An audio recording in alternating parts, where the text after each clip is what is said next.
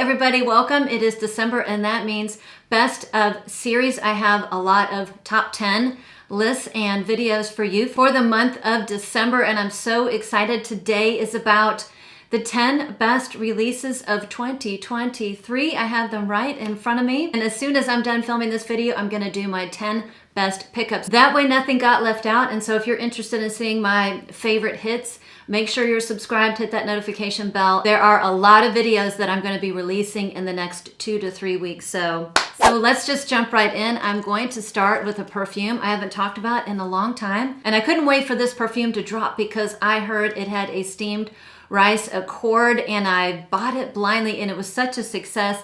It is Papier. The opening is so spectacular. It really is a realistic steamed rice, like you're smelling steamed rice and you have some beautiful florals off in the distance. So you've got that slightly savory steamed rice, but it's mixed with this gentle floral musk. The florals in here, it's like a sweet yellow floral. It goes the slightest bit soapy, but not screechy. It goes into that territory, your skin but better, but in a gentle floral musky way. That steamed rice accord unfortunately burns off within a couple hours. I wish it lasted longer, but I love it in the opening. And it is a perfect springtime scent. It is just so pretty and light and airy. And this was my Easter Day fragrance, and I'm so excited I picked it up. I haven't worn it since the summer, but will be wearing it again in the spring. And I wanted to say these are in no particular order. They're just as I'm grabbing them out of my little box. The next one is this handsome little man or handsome guy, Mr. Thompson. I have a big soft spot for elephants, and this is just, I love this perfume. If you are a fan of warm, woody, irisy fragrances, you are gonna love this, and I absolutely love it. It has the note of sesame. I am loving sesame this year. So this is a warm, toasty, woody vanilla with a strong orris root or iris, and it has a little bit of aromatics buried within. So if you don't give it more than 5 minutes, you might think it leans a little bit too masculine. It starts off the slightest bit masculine because it has a warmth from that sesame. I detect woods right away. Woods are usually in the base. I get the woods right in the beginning. A little hint of a floral, the lavender comes out, but as this dries down, that warm, buttery iris comes out. It gets more sweet. It's very vanillic. It has a teensy touch of pepper adding to the warmth, and it dries down into a beautiful, warm, slightly nutty, rich, powdery, woody orris vanilla. It starts off strong and then it kind of dies down. It's not a super strong perfume. So by hour 4 to 6, it's almost a skin scent, but I adore it. And I think it is a fantastic release by the house of Penhaligons. This next one you have seen a ton in the last couple months. I am a broken record with this new release by Unoi Nomad, and it is called Sugar Leather. Oh my gosh. And listen, if you are afraid of leather and you like caramel and resins and cinnamon, oh my gosh, this is a must try. If you also like Angel Share and Herod, but you thought Angel Share was too sweet, too sticky, too heavy, and Herod just didn't stick around long enough, this is kind of right in the middle. This definitely has leather, but the leather isn't earthy and it's not suffocating, and it is just swimming in this beautiful cinnamony caramel and resins, and it's got that hookah vibe like dried fruits. So it's got this little bit of a sweet fruity tobacco vibe. Oh my goodness. One of my very favorite leathers at the moment, and a spectacular new release by Unoi Nomad. Most of these you guys are going to recognize or have seen time and time again.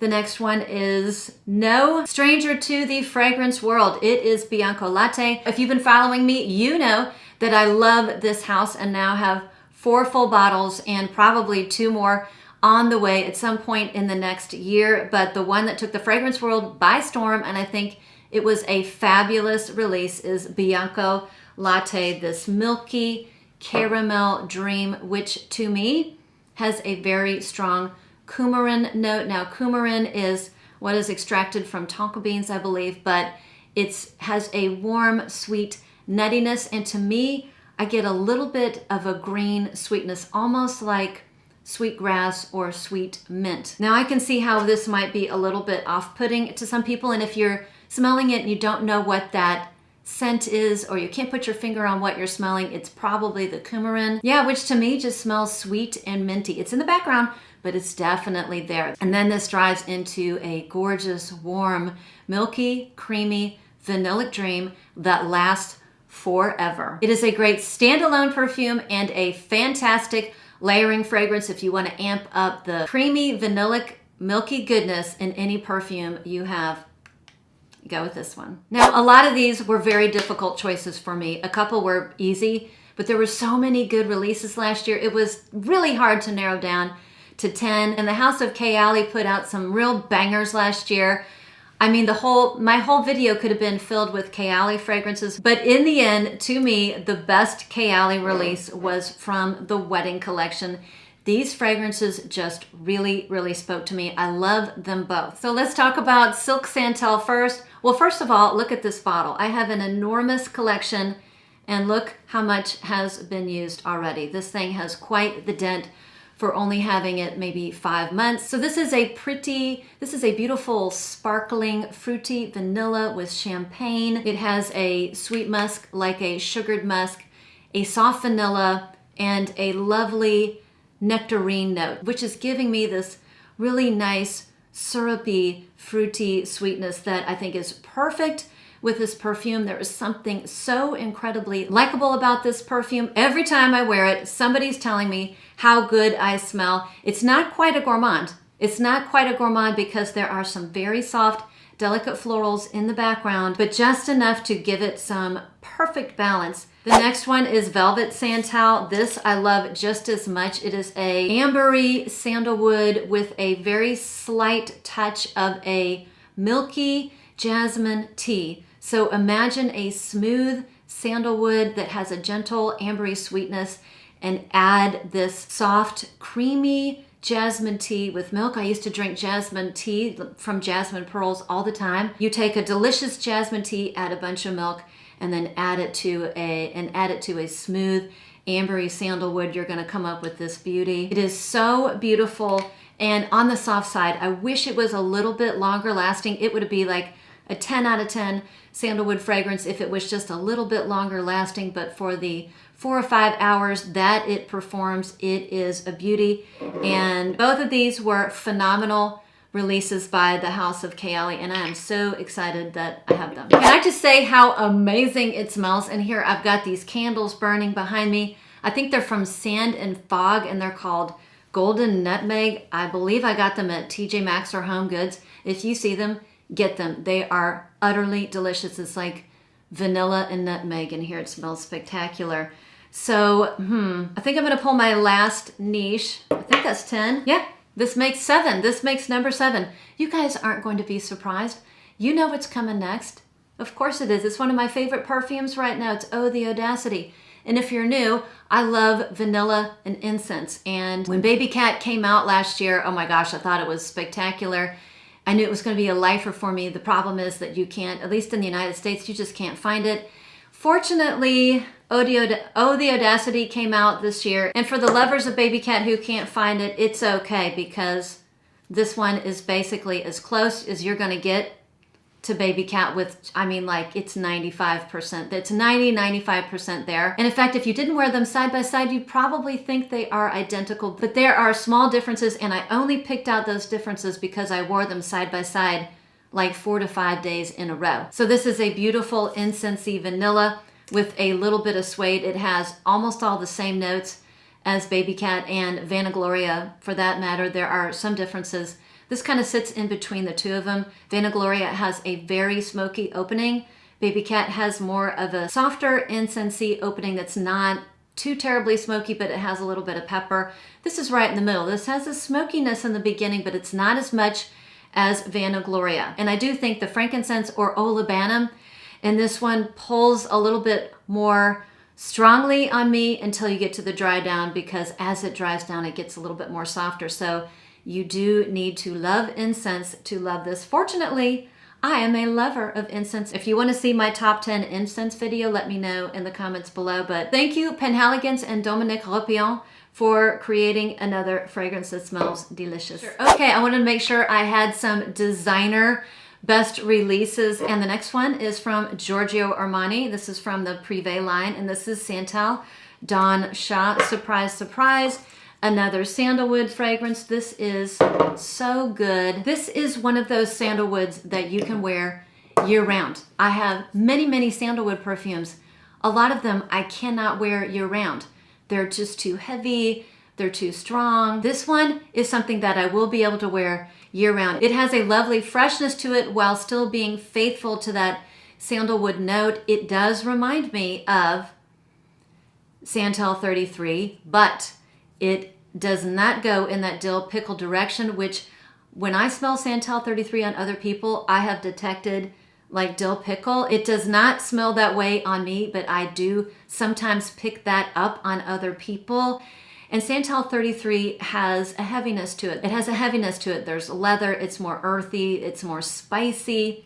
It's just something that leans a little bit masculine. This is more lighter, fresher, slightly whimsical version, and it has a nice freshness in the beginning because there are some citruses. Very light, they're not in your face, they're not cleaning product, but they go so nicely and just elevate this as a fresh sandalwood. It does have some spices, but the spices in here are much more gentle. So there's a cardamom in here, but it's gentle. It's not in your face.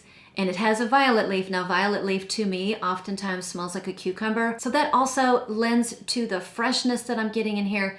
But again, it does not go into that dreaded dill pickle zone. And as this dries down, it gets a little bit more creamy and smooth, but it's not sweet and it's not vanillic. It is an eau de toilette, but for an eau de toilette, it has tremendous lasting power. So job well done, Giorgio Armani. Okay, the second to last one is a fragrance I have been obsessed with since I got the tester. I don't have a full bottle. I will be getting a full bottle one of these days. The price just has to come down a little bit, but I think it is one of the best Tom Ford releases of late. It is my second little sample. I've already been through a small decant. I am babying it. It is Myrrhe Mystere, and holy moly, do I love this perfume.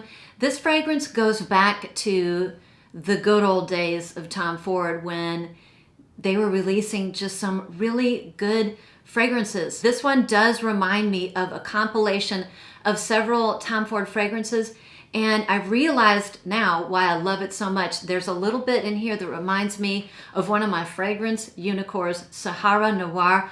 I've been kicking myself for the past, 8 years. I tested that one in Bloomingdales in downtown Chicago when it released, and I was just blown away. Why I didn't buy it on the spot, I don't know. It rapidly became discontinued, and then you can't get it. I'm not going to buy a bottle. I refuse to buy an old bottle for $700.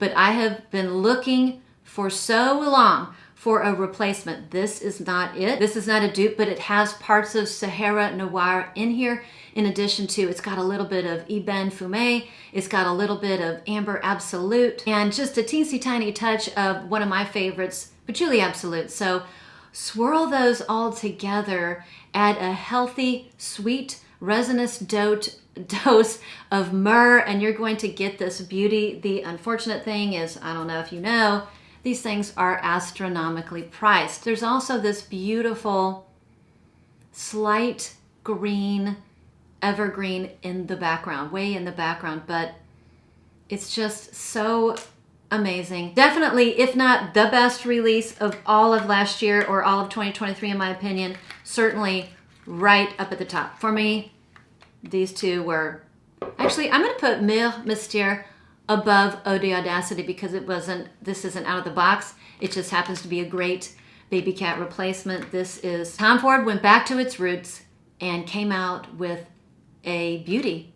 Maybe this might become a masterpiece. We'll see. So for the last one, I definitely wanted to do a reasonably priced designer fragrance, and this is somewhat new in my collection. I think I've had this for 1 or 2 months. This is Devotion. I was a big fan of Bake, so I definitely wanted to get my nose on this, to have it, to compare the two, and also just to let you know my thoughts. So I do think this is a fantastic release, and the same perfumer of Bake is the same perfumer for Devotion. So it's no surprise that they do share some similarities.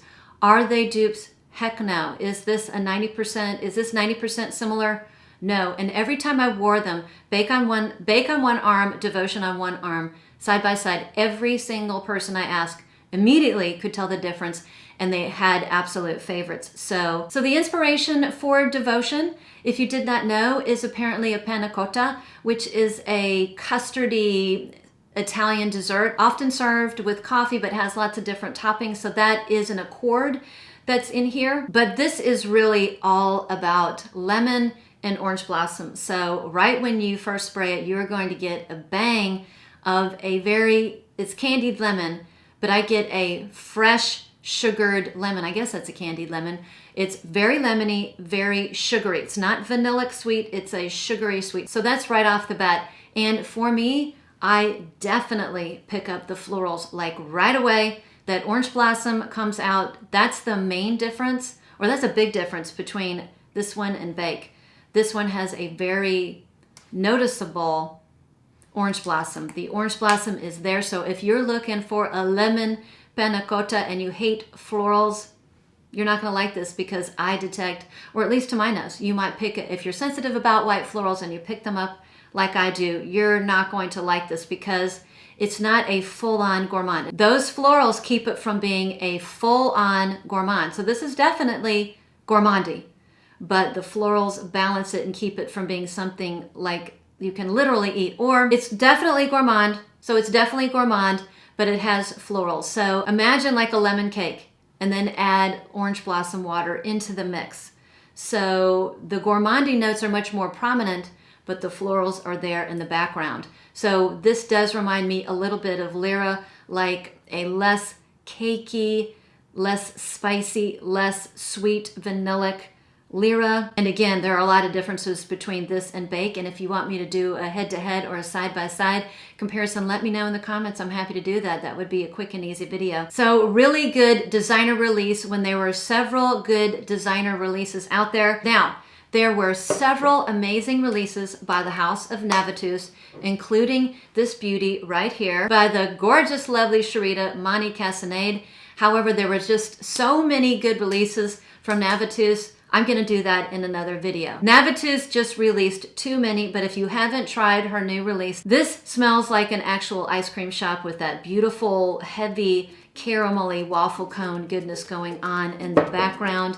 So that was it. Now I'm going to be filming a video in literally 2 minutes about my best pickups from 2023. So if you were surprised and didn't see any perfumes that you thought you would see on this video, you might see them on the next one. Let me know what you thought. Are there any surprises? I'd love to hear what you thought the best releases of 2023 were below. Thanks again, everybody, for supporting me. Thanks for sticking around. Thanks for always leaving a nice comment, giving me a thumbs up. And for all my lovely subscribers, a thank you from the bottom of my heart. And with that, I'll see you in the next one.